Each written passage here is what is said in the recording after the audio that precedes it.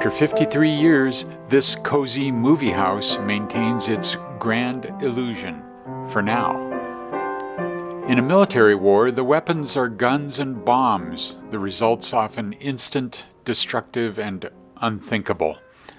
But in an economic battle, the weapons are dollars, the results frequently incremental, insidious, and no less calamitous to the societal soul. Enter the tiny Grand Illusion Cinema in the U District, or should we say Exit. Sharing the name of the famous 1937 anti-war film directed by Jean Renoir, the cozy 68-seat art house soon could face the wrecking ball. It's nestled on the second floor of a funky 103-year-old conglomeration of low-rise retail buildings along Hillside 50th Avenue at its intersection with University Way. The West Coast commercial real estate firm Kidder Matthews is asking $2.8 million for the 4,120 square foot site, zoned for a maximum 6 floors and destined for apartments. The Grand Illusion holds a 2-year lease, but could be bought out anytime. To survive, it could be forced to move. To whereabouts, unknown. Its footprint, a former dental office, the theater took root in May 1970 as the vision of perennial University of Washington literature student Randy Finley, who wanted to show films based on great books. He called it the movie house, he says, because there was a little house there.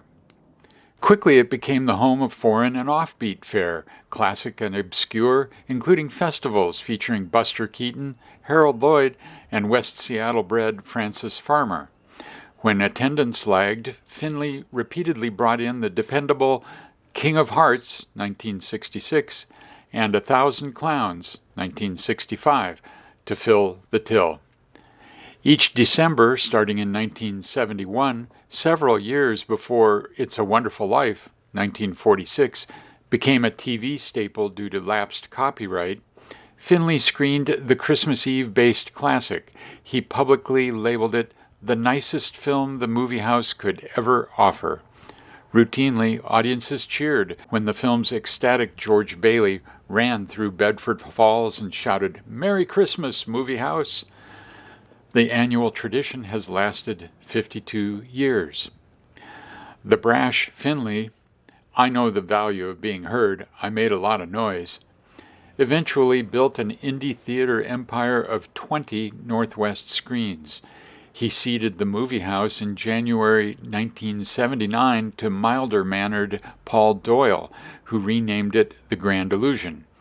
Not just for the Renoir film, he says, but also, cannily, for the medium of movies itself, and some would say the nature of life. After Doyle left in 2000, it went non-profit in 2004. Today, the development clock is ticking. We're biding our time, says Brian Alter, manager for the past 13 years. Everybody doesn't want to see it go away. Is that hope the grandest illusion of all? For our first then photo, in this southeast view at 50th Avenue and University Way in 1937, the second floor of this dental building makes up the footprint of today's Grand Illusion Cinema. A barbershop operates at lower right. Attached to the building at left is a furrier-tailor business topped by a Dutch gambrel roof. Above it is the tower of University Christian Church, built in 1923 to 1928 and demolished in 2019. For our second then photo, in this 1966 view, facing south, stair steps reach the structure that connects the site's two buildings. It serves today as the Grand Illusion Cinema's entrance and lobby.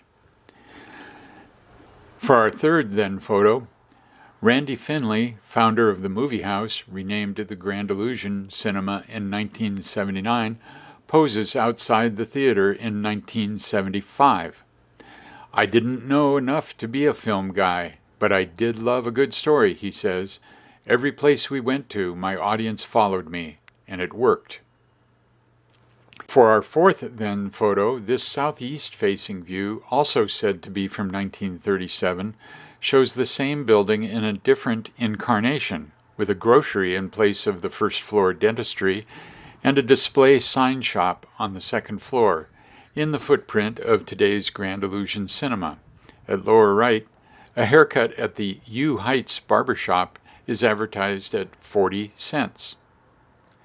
For our fifth then photo, this February 7, 1956 view facing southeast shows the same building, with Bud Taylor Flowers and Gifts on the first floor and dentist Harrison E. Young practicing in the second floor footprint of today's Grand Illusion Cinema.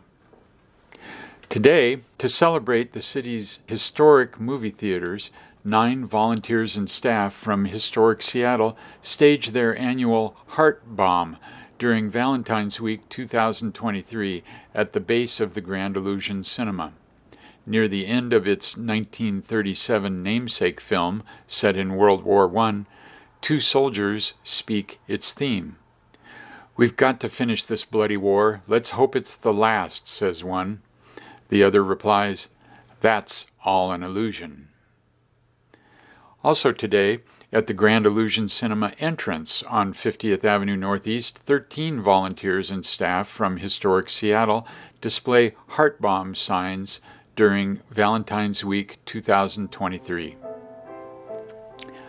Also today, Randy Finley in a portrait. After shedding the Guild 45th, Seven Gables, Crest, and other theater buildings in the late 1980s, Finley operated a winery near Bellingham from 1991 to 2017. He's optimistic the Grand Illusion will find a new home if need be. "There's still the University of Washington, and that's a lot of people," he says. "It's a very attractive place for people to live and want something to do." Finally, today, historic Seattle volunteers and staff prepare to enjoy the Seattle-based film Singles, 1992, at their Heart Bomb photo event at the Grand Illusion Cinema.